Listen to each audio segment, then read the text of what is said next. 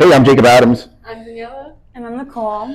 Today we'll be talking about anxiety as one of our topics. And I think the ladies have something else, right? Anxiety and what else? Mm-hmm. Yeah, like knowing your self-worth and discovering your true power.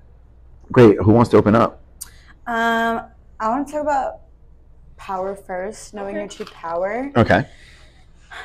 Honestly, knowing your true power comes within. And honestly, people think that power is like so much knowledge and like steps and like step 1, do this. Step 2, do that. You know what I mean? But I just know that power comes within your dark side. It's like remember we talked about the dark side. It's like we use both of them as one. And I kind of want you to show them the AI that we created, the chess one. Oh. So Well, it's on the phone. So oh yeah. Forgot. Well, you know what? I actually can't pull it up probably here, so I'll pull it up in a bit. Okay. Pull it up. Honestly, it comes within. It comes with like knowing what you want and what your schedule is and what to do. And once you realize what to do, you take a progress on this goal and you achieve it, and then you finish it. You have to make sure to finish it. That's what comes with power.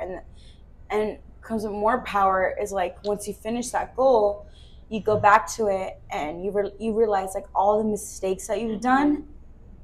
And then the true power within is that you don't repeat those mistakes. Like you make it better. Yeah. And that's what you learn. So that's why people don't really find that power, because they don't finish it. They don't finish anything, and they have self-doubt. And they're like, how come like I can't finish it? Like, you know, like when you don't finish something, it's like, when am I gonna get there? It doesn't even matter the result, because even in failure, you find success because you know what went wrong and you know what not to do again. Yeah. How to reapproach, go back to the drawing board. Like that is where you draw your power from your success and your loss, because in turn it's going to benefit you no matter what. How about like knowing your self-worth? Like,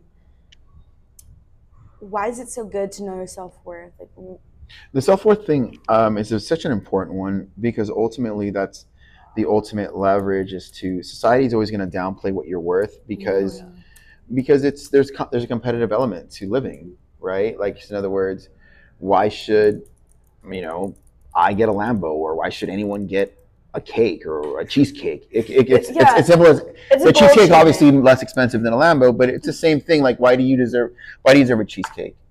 Like, it's rude, right, to ask, because you automatically assume on some level you deserve a cheesecake, metaphorically, right? Yeah.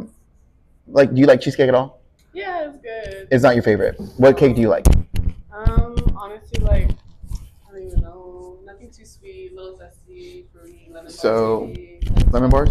Yeah. Okay, so then just stuff like that. But like, let's say somebody out there feels that, no one's ever gotten them a cake, right? And so in a way they might feel like, well, why do you get all the cake? Do you know what I'm saying? There's even a song that goes like, anyways, I'm not going to get into that. Honestly, for me, like, knowing your self-worth is important because no one's going to put you before themselves. Like, look at who you're surrounded by. They probably have their self-interest. Everyone's selfish in their own way. You know what I mean? So it's like, no one's putting you first in a way, and it's like knowing your self-worth. It's like a self-esteem issue, It's like you always go first because you always have to think to yourself. In a way you don't think, but you think to yourself, you don't let anyone tell you how to think. This is what I like to say: how can I pour into your cup if my glass is not already full? That's 100% correct. So you need to be selfish. Yeah. And then it's a decision making. Look, when you're selfish, you have something to give. Okay? The act of being too selfish is you never give. Yeah. It's like, okay, well, you're so selfish that you never give. Okay, well, that's also a problem. But you do need to be self-centered to a degree. You do. Yeah, totally. I agree. And another thing with knowing yourself is that you can put yourself on your projected path. If you don't know who you are or what it is that you're looking for in life, you also don't know where your power is coming from. Knowing yourself and knowing what you're worth, what you bring to the table, you can keep drawing on that and empower yourself more, generate that, ignite that in you. Yeah, honestly, and what comes to true power is action. You know what I mean? The most powerful thing you can do is through action, because like it's right there in front of you. You know, like you can't lie through action. You can lie. You can lie through words. Like when that's one thing that we've been talking about behind the scenes is like we can always make the content better. It's like yes, but you need content to make better. Like that's the most important part. It's like the thing is I've made like 400 videos in my past, right? Okay, great. And then I stopped making them. And it's like that was the biggest mistake. I just stopped making them. Yeah. That's been the costliest mistake. And then so if we forget that concept, it's like, well, yeah, but it's like, no, go back. You stop making content. Yeah, but stop right there till you make content.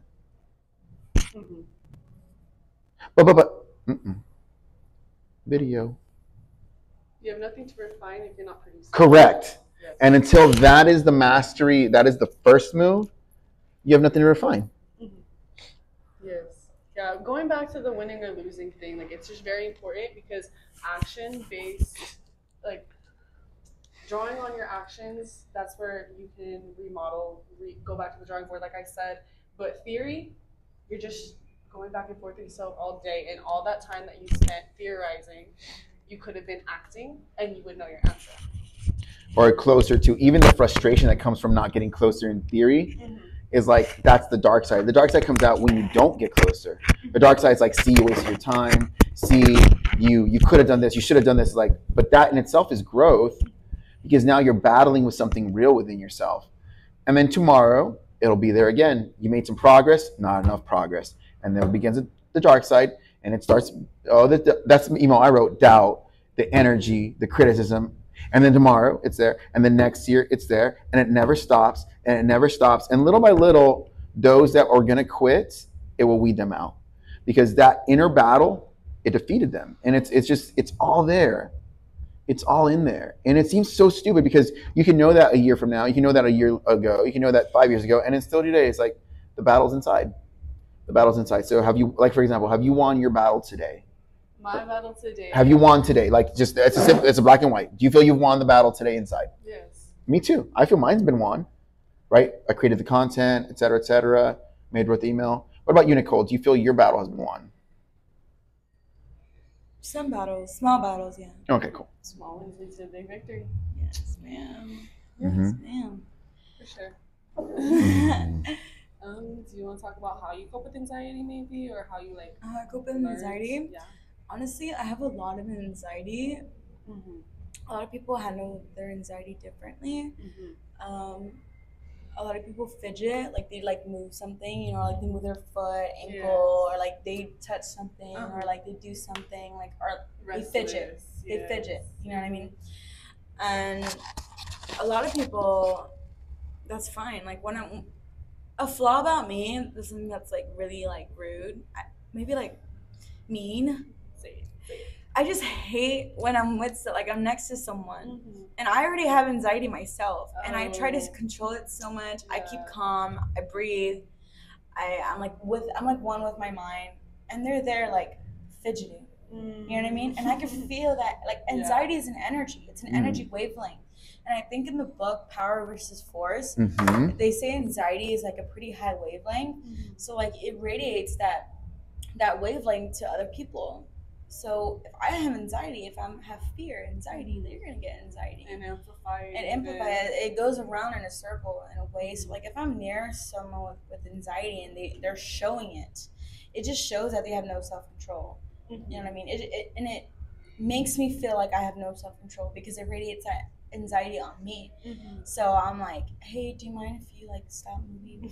Or like, you know, like when I was in school and I was like doing a test and someone was like tapping their pencil, you know what I mean? I was like, shut up. I don't know, I was just like, because it gets me frustrated. It gets me anxiety. Because blocking out the noise is hard, but whenever you're in that anxious state, any noise too loud. It's too loud. We're in the zone. You know what I mean?